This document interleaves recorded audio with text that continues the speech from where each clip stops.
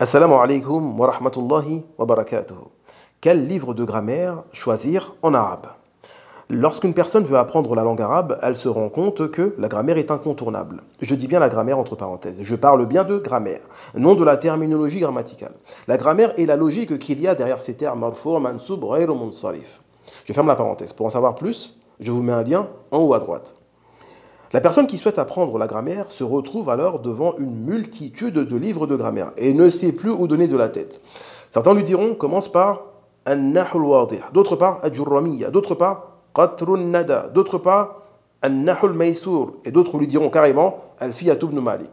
Ne paniquez pas, nous sommes là pour vous orienter, Inch'Allah. Mon avis, d'après ma propre expérience dans l'enseignement depuis de nombreuses années, c'est qu'il faut toujours regarder le temps dans lequel nous vivons, car chaque période a son histoire, et tous ces livres ont été rédigés à des moments bien précis de l'histoire, correspondant à des besoins qui leur sont contemporains. De ce fait, nous remarquons qu'en grammaire, il y a une évolution pédagogique qui tend à adapter la grammaire à chaque époque. Je vous donne des exemples afin d'expliciter mes propos, Inch'Allah. L'éminent savant de la langue arabe du 7e siècle de l'Hégire, Ibn Malik, avait rédigé une poésie dans la grammaire composée de 3000 vers, qu'il avait nommée Al-Kafiyatu Shafiya. Ensuite, il a ressenti le besoin de l'abréger pour le rendre plus accessible aux élèves. Alors, il a composé sa Alfiya, 1000 vers de poésie qui contiennent l'essentiel des 3000 vers. Ainsi, les gens ont délaissé les 3000 vers et se sont tournés vers la Alfiya, qui n'a pas son pareil jusqu'à nos jours. Cependant, vous me l'accorderez que, malgré que ce dernier fût simplifié pour les gens de l'époque d'Ibn Malik, mais il reste tout de même compliqué pour notre époque. Nous avons ensuite Ibn Hisham, qui est un savant en langue arabe du 8e siècle. Il a rédigé l'un des commentaires incontournables de Al-Fiyatu ibn Malik, nommé Awdahul Masalik. Mais surtout, cela montre qu'il a eu accès aux écrits d'Ibn Malik et d'autres grammairiens. Il a donc abrégé les connaissances comprises dans Al-Fiyatu ibn Malik pour faciliter aux étudiants de son époque. Il a compris que l'apprentissage se fait progressivement et il a donc rédigé Qatrun Nada, qui en un tome reprend l'essentiel de ce qui se trouve dans Al-Fiyatu ibn Malik.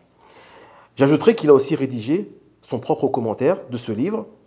Et vous n'êtes pas sans ignorer que celui qui a rédigé un livre connaît mieux que quiconque l'essence de ce qu'il a voulu dans ce livre. Donc, Qatrun Nada est une porte d'accès à Al-Fiyatu ibn Malik. Ensuite, il y a le célèbre grammairien marocain, né à Fès, au 19e siècle de l'ère chrétienne, Mohammed ibn Ajurrum. À son époque, le livre de référence était Al-Jumal fin Nahu de Az-Zajjaji, en 145 chapitres.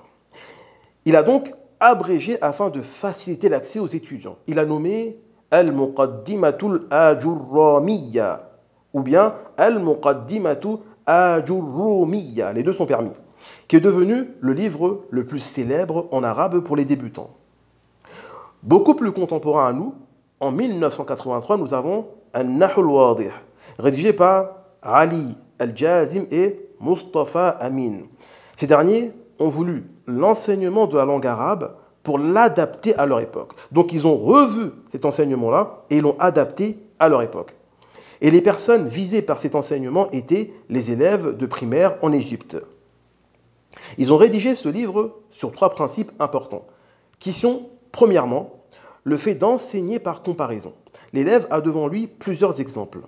Donc en comparant, il cerne les différences, les changements, les choses similaires, les choses opposées. Ensuite, il tire les règles de grammaire après l'observation et la comparaison. Le deuxième principe est d'adapter les exemples à notre époque, car les exemples tirés de la poésie antique ne sont pas adaptés pour permettre facilement la compréhension des règles énoncées dans le livre. Ceci car les exemples tirés de la poésie antique sont loin de la vie contemporaine et ne sont pas du tout parlants. Le troisième principe est de proposer des exercices obligeant l'élève à utiliser ces règles dans des phrases, afin qu'il puisse prendre conscience de l'impact réel des règles dans son quotidien. Nous avons Saoudi Institute, qui souhaitons nous placer dans cette lignée des grands grammairiens, qui ont cherché à simplifier au maximum l'enseignement de la grammaire selon leurs époques et leurs environnements. Sur cette base, nous disons que les auteurs que nous avons cités précédemment ont adressé leurs ouvrages à des arabophones et que les gens à qui nous nous adressons sont des francophones. Pour beaucoup, leur niveau est encore plus bas que les élèves de primaire visés par les auteurs de An-Nahl al-Wadih. Car les élèves de primaire en Égypte connaissent déjà une palette immense de phrases et de mots en arabe. Donc il faut une pédagogie dans la grammaire réadaptée au niveau des francophones.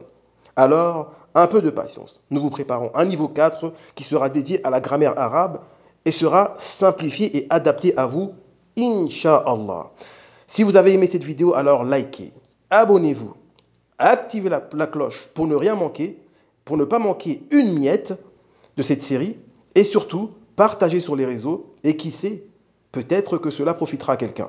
Je vous dis à bientôt pour une prochaine vidéo et d'ici là, qu'Allah vous préserve.